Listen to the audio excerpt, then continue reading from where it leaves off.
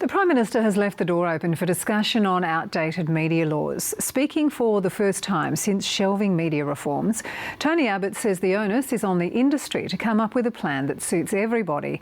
Media bosses say that's the government's job. It was a captain's call to shelve media reform, a decision that didn't sit well with the Communications Minister Malcolm Turnbull or businesses. They argue the Prime Minister missed the point. The trouble with media reform is that all too often it is a question of picking one business's interests against another business's interests. Tony Abbott says media companies need to come to a consensus before his government will revisit the issue.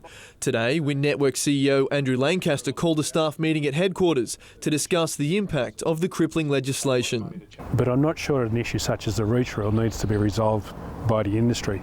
I think it's an issue that needs to be resolved in Canberra by the politicians. Some regional coalition MPs, including Michael McCormack, a former regional newspaper editor, have also conceded reform is needed. We need to be able to ensure that regional people still have access to those great, wonderful local stories by local people about local people. Current legislation stops one media company from reaching more than 75% of the population.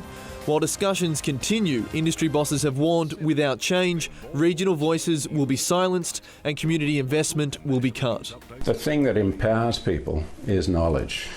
And if they're getting a great deal of knowledge about what's happening in big cities, but not about their own backyard, then they're not empowered in the way that they should be. Rob Morrison, Win News.